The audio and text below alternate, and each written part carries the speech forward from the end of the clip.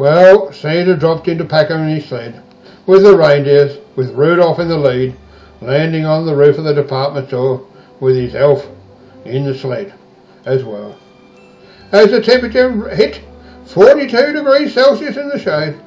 Oh God, poor Santa. Must put the reindeers in the shade. Maybe they can put a sprinkler on to keep them cool. And he said to his elf, "Once more in the breach, dear friend. Once more in the breach we must go." It was quite an adventure. Very exciting, even for Santa himself. No longer did he got in the store, and there he was, standing at the crossroads of the aisles, like in the crosshairs, so to speak, when a shout and a yell went up. "Santa's here!" Well, they came from every direction, an almost stampede that threatened to sweep Santa off his feet, consume in the crush. That was only the first wave, the mothers, and the second wave, of course, was the children. Poor Santa. He staggered back under the onslaught of love, joy, and affection. I do not know who was the most excited, the parents or the children. One thing is certain, Santa made a mental note to put in an order for some contact sports protective armour. They must be getting old. All the excitement is getting too much for a poor old chap. Santa moved down to the front of the store, kneeling down between the rows, told the two small children what they would like for Christmas. It took quite a while, and Santa's knees were getting tired. Finally we had a decision. When Santa's elf said, "Santa, there's a small hill behind you." Santa turned around on his knees, and there he was. What did he see? Filled him with both wonder and fierce terror at the same time. Here at his eye level, right in his face, was a sea of little faces, with their eyes and their faces beaming, with all their hopes, dreams and expectations.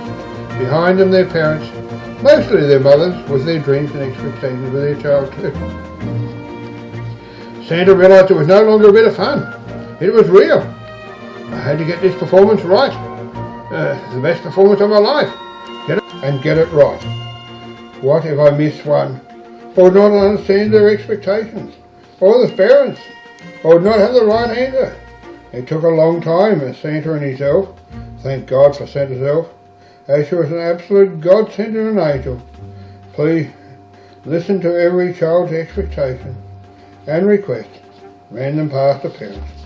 Then Santa asked the children to take care of their parents, especially their mother, as they only get one, and they're very precious. Santa also reminded the mothers not to work too hard in the festive season. It was not just about the children, but them too, and their enjoyment as well. Finally it was over for a while, and Santa was able to breathe again, and he walked on his rounds to the store with his knees still weak and trembling, and he hoped he'd got it right. Thank God for Santa's elves. They made it so much easier for me. I will finally make it through the Christmas night. One little child asked by the elf what you would like for Christmas. She replied, "Frozen." Santa did a double take, "Frozen." What could she mean? What a clever child wanting something cold. Oh my God, I could do with something cold right now inside my suit. There's a sauna in there and rose several degrees inside my suit. I wish I was frozen up in the North Pole. I did have to keep the feel right this moment. As the sauna now rose to a new intensity in my red winter suit, just like a fully charged and steaming hot pressure cooker. Santa felt it had just reached 45 degrees Celsius in his suit right now. For the thought of frozen drinks, frozen fruit, like anything frozen, has a lot of feel for poor old Santa right now. Oh dear, what would you like frozen for Christmas? Drink and fruit? The poor child looked surprised and confused. Remember the mother? Mother looked like she was having a stroke. And was making choking and pronounced gurgling noise. Poor Santa had a nasty moment when he thought he might have to do CPR until the ambulance arrived. Santa really didn't need that kind of excitement right now. But Santa's elf kept in the breach. Thank God for Santa's elf, said Santa to himself, pointing out to Santa that she wanted Frozen the movie. Oh, I thought this was an excellent choice, as anything cold seemed like a really good idea right at this moment. I thanked my elf and explained that Santa could not do without his elves. He just can't be across everything all of the time. Santa walked around the department store, reaching the baby section. He was met by a mother with a bouncing baby boy strapped to the front of her in a harness. My elf said, "Would you like a photo with Santa?" "Oh yes, please," and proceeded to unstrap the harness. I took one look at this child close up and I knew I was in trouble.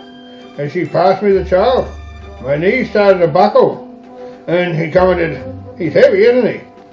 "He's a real bruiser if you ask me." About this time he took an overly keen interest in my beard, gripping it in a vice-like grip. The mother jumped in alongside, I thought, to come to my rescue, but no, she ought to be in the picture too. The elf said, "Put your head up, Santa, we'll take the photo."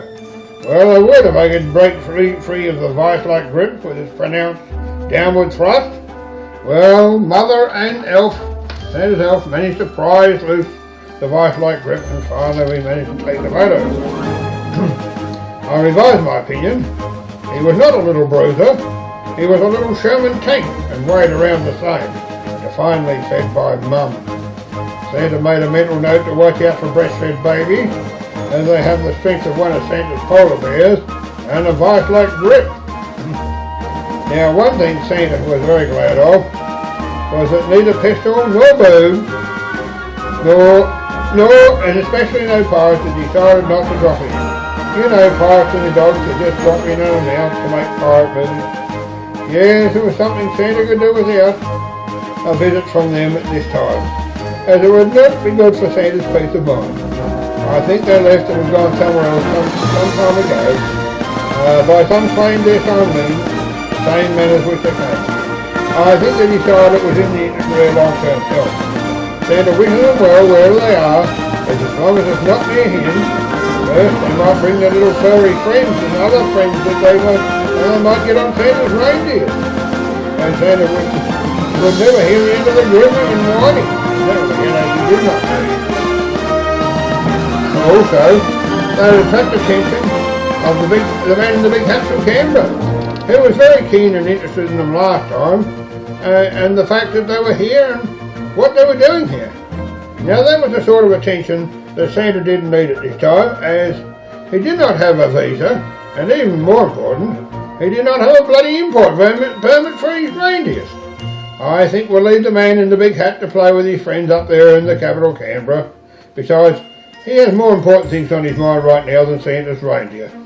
A final thought, life is exciting enough for Santa right now, without pirates or their dogs, and no matter how exciting and popular they may be, they're definitely off the menu at the moment. Maybe in the off-season, Santa would consider a visit. Santa was very glad of the chair they provided for him, where he could rest and recuperate from those bruising encounters with the over-enthusiastic mothers and occasional children.